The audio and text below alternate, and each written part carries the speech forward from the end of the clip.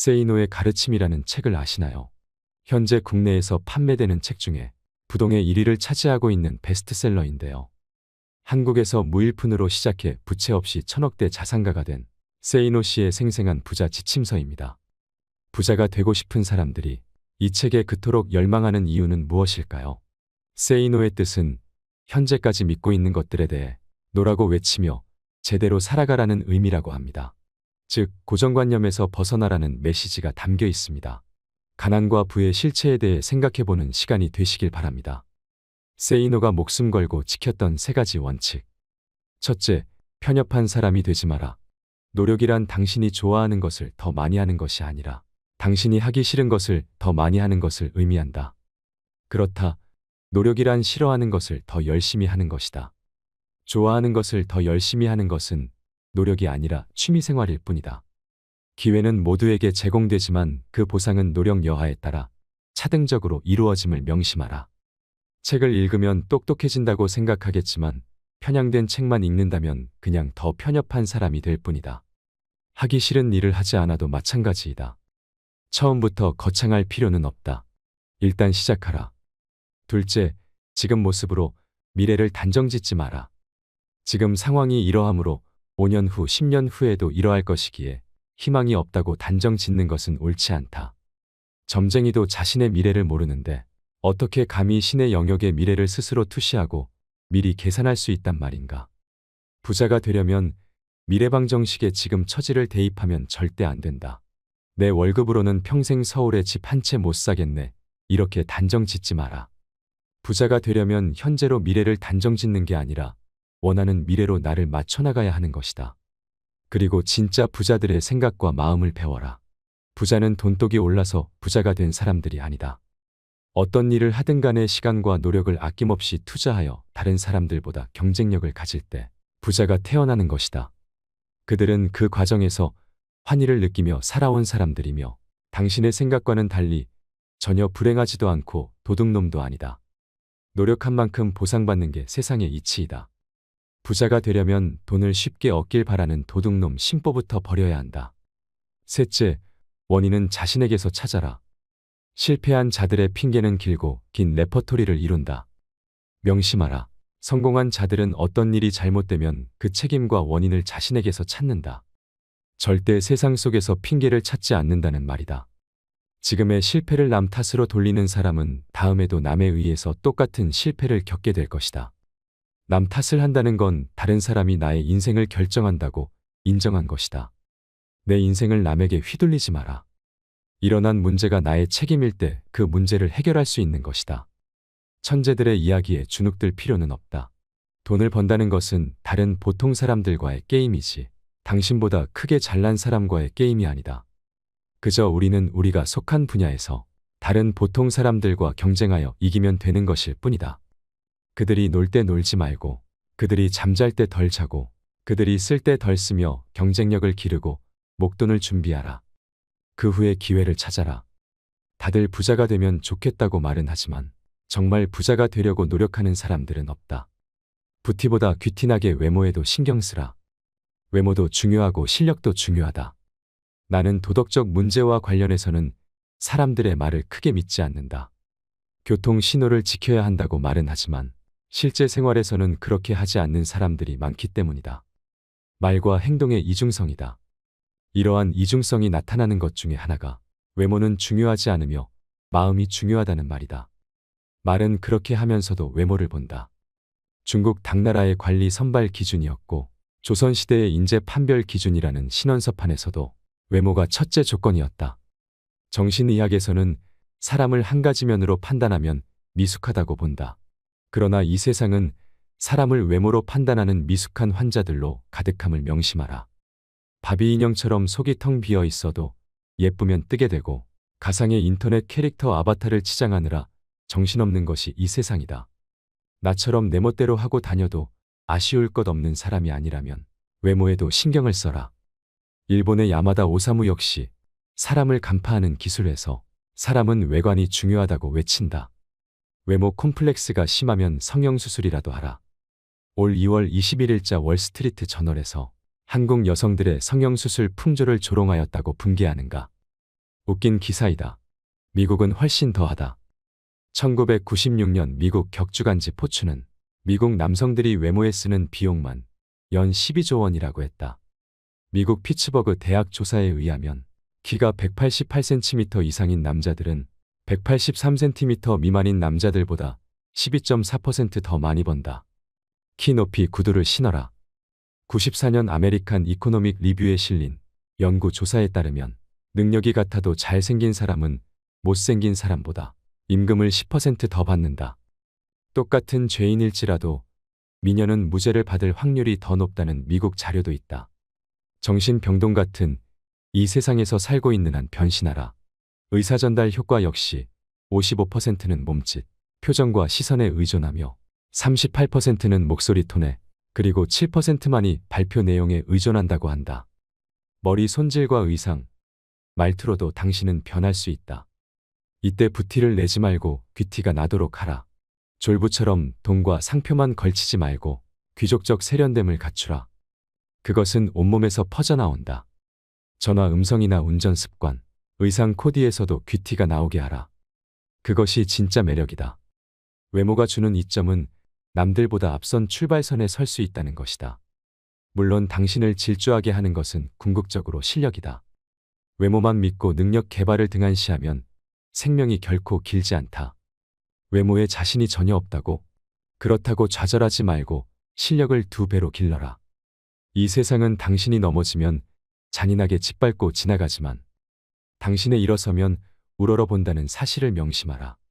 찰스 왕세자가 왜 젊고 아름다운 다이애나를 좋아했다가 턱주름 가득한 파커볼스를 사랑하는지도 한 번쯤 생각해보라.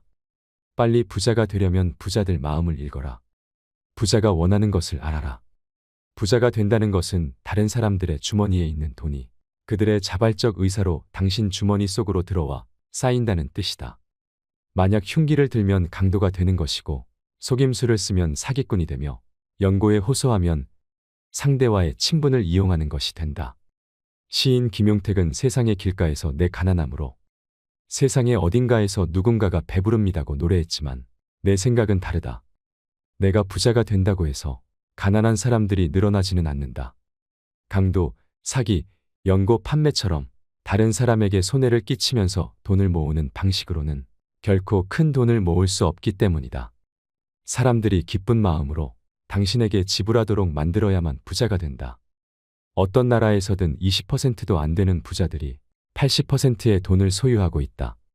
빨리 부자가 되려면 부자들과 주머니를 공유하는 방법이 좋다. 부자들이 흔쾌하게 당신에게 지불하고 싶어 한다면 당신은 훨씬 쉽게 부자가 될 수 있지 않을까. 어떤 사람들은 가난하고 무지한 사람들을 노린다. 가난한 자들에게 이상한 건강식품을 고가로 팔거나 사기성 투자를 유도하여 돈을 벌려는 사람들이여. 벼룩의 간을 빼먹는 짓은 하지 말라. 그래 보았자 벼룩의 간을 먹은 벼룩밖에 안 된다. 어쩌다 사업이 잘 된다 해도 악질 사장 물러나라는 직원들의 비난을 피하기 힘들다.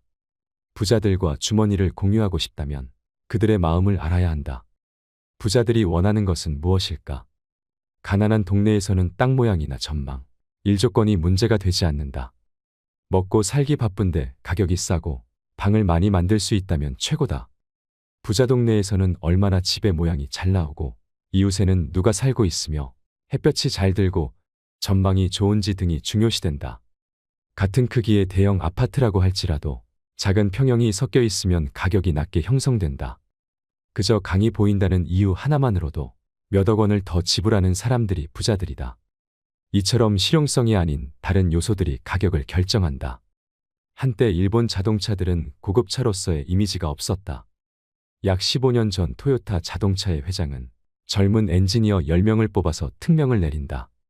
앞으로 1년간 미국에 가서 놀아라. 회사에서 준비한 호텔은 보통의 일본인들은 꿈도 꾸지 못할 최고급이었고 음식이나 자동차도 최고급이었다. 그들이 1년을 호합한 생활을 하며 놀고 오자 회장이 말했다. 이제 백만장자가 어떻게 사는지 알았는가? 그 백만장자들이 타고 싶어할 차를 만들어라. 이렇게 해서 등장한 렉서스는 미국의 고급차 시장에서 데이트를 친다. 부자들이 원하는 것을 알아라. 당신이 부자가 아니라면 부자들은 당신이 먹어본 음식, 당신이 받아온 서비스와 당신이 느끼는 기분, 그 이상을 이미 경험한 사람들이다. 당신에게 괜찮아 보이는 수준 정도라면 그들이 지갑을 열 까닭이 없다. 목돈 빌려줄 땐 친구라도 냉철하게. 나는 내게 무엇인가 팔러 오는 친구들에게 물건을 산 적이 거의 없다. 친구를 돕는다고 내게 필요 없는 물건을 사게 되면 그 물건을 볼 때마다 속상해진다. 내게 필요한 물건일지라도 다른 곳에서 더 싸게 살 수 있는 물건을 친구를 돕는다는 미명하에 구입하게 되면 그 친구는 자신이 경쟁력이 없음을 계속 인식하지 못할 것이고 나는 현명하지 못한 구매를 한 것이 되고 만다. 내가 택한 대안은 형편이 어려운 친구에게 물건 판매 수당 이상의 현금을 주는 것이었는데 보통 100만 원이었다. 조건은 나중에 돈을 벌면 다른 어려운 친구를 도우라는 것이다. 대신 나는 밥 한 끼도 사주지 않는다. 문제는 목돈을 빌려달라는 경우다. 친구와는 돈거래를 하지 말라고 하지만 살다 보면 돈거래가 없을 수 없다. 20대의 돈거래는 액수는 작으나 친구를 가려내는 시금석이 되기에 나는 권장한다. 20대의 친구에게 몇십만 원을 잃었다면 40대에 몇천만 원을 잃을 뻔한 것을 액땜한 것이다. 나는 처음에 동창들에게 그냥 빌려주었으나 도망가는 친구가 생기면서 생각이 바뀌었다. 우선은 재산 상태와 수입 및 부채 현황, 상환 계획을 상세히 적으라고 한다. 지갑 속에 신용카드가 많거나 카드 사용 내역에서 소비성 지출이 많으면 반드시 담보를 요구한다. 사업가 친구인 경우에는 회사의 격리 자료들을 세무조사 하듯이 본다. 경영에 약간의 문제라도 보이면 담보를 받는다. 새로 사업을 하는 친구인 경우에는 그의 성격을 생각한다. 사채 놀이는 안 하지만 은행이자 수준은 요구하며 그 이자로 같이 한잔하기도 한다. 그 어떤 친구가 부탁을 해도 보증은 함부로 서지 말고 아무리 이자가 많아도 가진 재산의 상당액을 어느 한 친구에게 몰아서 빌려주지는 말라. 그 친구 때문에 당신 가족이 눈물을 흘리게 될 수도 있다. 전문직에 종사하는 친구들이 목돈을 빌려달라는 경우는 조심하라. 그들이 갑자기 떼돈을 벌어 목돈을 갚을 수 있게 될 확률은 낮다. 부득불 큰돈을 빌려줄 경우에는 부동산 담보를 받아라. 그 담보물에 선순위 관리자들이 많다면 당신 돈은 사라질 확률이 크다. 약속어음 공증을 받으면 좋지만 친구에게 재산이 없으면 월급을 차압할 정도인데 다른 친구들이 친구에게 너무 한다고 당신을 욕할지도 모른다. 친구가 급히 큰돈을 빌려달라고 할 때는 그가 설명하는 말을 절대로 액면 그대로는 믿지 말라. 그가 거짓말을 하는 것이 아니라 그의 상황이 거짓말을 낳는다. 친구를 믿는 것은 좋지만 친구가 처한 상황은 믿지 말라. 그 친구도 미래 상황은 모른다. 고의적인 경우도 있겠지만 많은 경우에서는 친구가 속이는 것이 아니라 그의 미래 상황이 당신 돈을 못 갚게 만들며 우정도 버리게 함을 명심하라. 친구로부터 빌린 돈을 못 갚았다고 절대 자취를 감추지 말라. 연락이 두절되면 곧 소문이 퍼지게 되고 당신이 빚지지 않은 친구들마저 등을 돌린다. 당신에게는 업계에 친구가 많다고 적이 없다고 그것을 자랑하지 말라.